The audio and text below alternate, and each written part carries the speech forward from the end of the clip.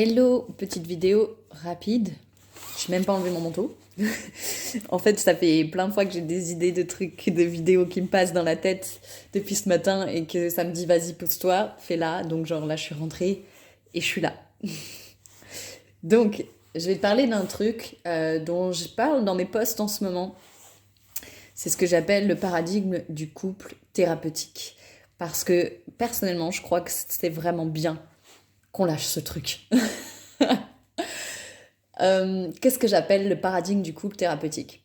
C'est un peu tout ce qui va aller autour du mythe des flammes jumelles et d'autres trucs, mais pas que. En fait, c'est un peu cette espèce d'idée que euh, oui, je retourne dans une relation qui me redéclenche toutes mes blessures, qui me fait revivre toutes mes blessures, mais c'est justement pour que je les guérisse. Sauf que c'est pour que je les guérisse, c'est souvent, du coup, je vais continuer, je vais m'acharner dans la relation, et puis je vais aller respirer dans mes émotions, respirer dans mes émotions, respirer dans mes émotions, et puis ça va faire une guérison. Alors, respirer dans son corps, respirer dans ses émotions, moi je dis oui. Par contre, cette approche, je dis non. Je m'explique. C'est que, pour moi, de toute façon, effectivement, tant qu'on a certaines choses à l'intérieur de nous, ce qu'on peut appeler nos enjeux existentiels qui ne sont pas réglés, on va être de plus en plus déclenché. Il va y avoir de plus en plus de facteurs déclencheurs et l'intensité du déclenchement va augmenter constamment tant qu'on ne sera pas allé conscientiser nos enjeux existentiels. Donc ça, oui, c'est normal qu'on soit de plus en plus déclenché tant qu'on ne s'occupe pas de ça. Donc la première chose, c'est de s'occuper de ça, et pas seulement parce que nos émotions dans lesquelles on respire, en fait, ce sont des indicateurs de ces enjeux existentiels. Donc si on ne remonte pas déjà à nos enjeux existentiels, déjà, on ne vit pas vraiment nos émotions qu'on peut appeler en conscience. Donc ça, c'est la première chose. La deuxième chose, c'est que on ne guérit vraiment que dans un cadre qui est sécurisant. Si on se remet dans une situation où, en fait, ok, on a une blessure et puis on va la réouvrir encore et encore et encore, elle va jamais cicatriser. À un moment donné, il faut en prendre soin, il faut mettre de la pommade. Donc, c'est exactement la même chose dans une relation. Si on va revivre nos scénarios, je vais dire blessés, dans un cadre complètement insécurisant, on va faire en fait que, c'est les fameux phénomènes de retraumatisation, on va faire que rajouter des couches à la blessure d'origine. Et du coup, ça va devenir, je dis 2 fois du coup, mais c'est pas grave, encore plus difficile d'y accéder. Donc, l'importance du cadre sécure, je n'en parlerai jamais assez. C'est, ok, tes émotions, elles sont déclenchées, mais est-ce que le cadre relationnel est portant, sécurisant, solide, et permet justement qu'il y ait une guérison et pas une retraumatisation? Et l'autre chose encore, c'est que c'est bien d'aller ressentir ces émotions, mais si à un moment donné tu te dis ok, je vais revivre ce truc en conscience. Je sais que ça va m'ouvrir mes blessures, mais j'y vais en conscience. Ok, très bien. Déjà, d'y aller en conscience, ça fait une énorme différence.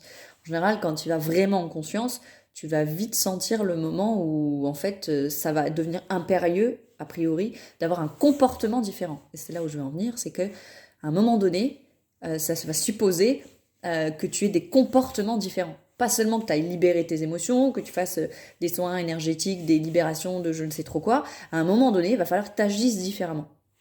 En fait, les choses qui se répètent, elles se répètent uniquement pour cette raison-là, pour que tu fasses des choix différents face à ça. Donc en fait, la résolution, elle se joue pour moi dans ces 3 aspects, qui sont 3 aspects que je vais traiter en profondeur et sur lesquels je te donne vraiment les clés, les outils, le référentiel. C'est vraiment un référentiel. Il y avait une personne hier dans les commentaires qui me disait oui, mais est-ce qu'il s'agit de suivre un truc à la lettre? Non, pas du tout. Il s'agit d'avoir un référentiel de sa propre souveraineté. Donc, c'est vraiment un référentiel que je donne, notamment dans Désir et résonance traumatique, mais aussi dans Union sacrée. Je te donne vraiment ce référentiel pour en fait inclure ces 3 choses, c'est-à-dire à la fois conscientiser les émotions et leurs origines. Deuxièmement, co-créer un cadre avec l'autre qui permette et qui favorise la guérison, donc un cadre conscient. Et la 3e chose, qui te permette d'agir autrement. Et c'est là où le référentiel est très important, parce que si tu continues d'agir toujours à partir du même référentiel, a priori, Tu vas faire toujours la même chose.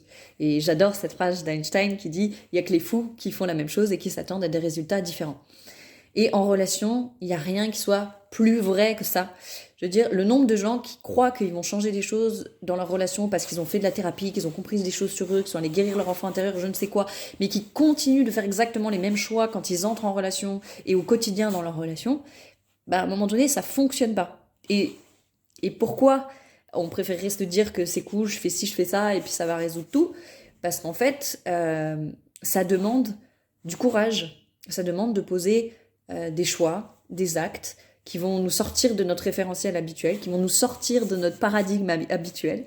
Et bien souvent, ce paradigme justement du couple thérapeutique, dans lequel je dis des fois, ou j'entends des gens dire, parce que moi je sais que j'ai beaucoup, coucou le chat, j'ai beaucoup fait ça aussi, faire des années de travail de don, de travail de guérison, en mode oui mais je reste là, mais c'est pour guérir, pour transcender tel truc et machin, parce que je sais que ça, je l'ai vécu dans mon enfance. Oui, mais si tu restes là, en fait, tu continues de faire exactement ce que tu as fait quand tu étais enfant. Donc à un moment donné, oui, le couple n'est pas censé être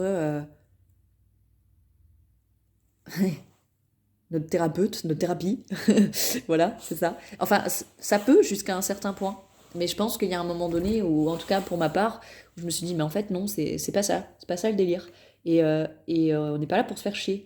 Donc oui, il y a des challenges, oui, il y a des hauts, il y a des bas, oui, il y a des saisons, oui, il y a des moments où... Voilà. Donc, normal. Et de toute façon, tous nos désirs vont impliquer leur lot de défis. Ils vont impliquer leur lot de challenges, et ça, c'est normal. Mais s'il faut se faire chier, ramer, être là, oui, mais tu comprends, c'est pour ma guérison, et je sais pas quoi. Alors qu'en fait, c'est évident que des fois, les gens, ils ont rien à foutre là où ils sont. Enfin, oui et non, c'est toujours... ça dépend de quel point de vue on se place dans l'absolu. Certainement que oui, enfin oui, forcément. Mais voilà, enfin tu m'auras compris, je vais pas développer plus, ça fait déjà 7 minutes, donc petit tips du jour. Et si tu veux ce référentiel, rejoins-nous, il reste quelques places, ça se remplit. Désir et résonance traumatique, là. On commence en janvier.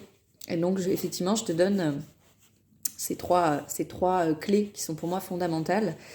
Et je trouve qu'il n'y a pas ou très peu de gens qui abordent ça aujourd'hui. Voilou, voilou.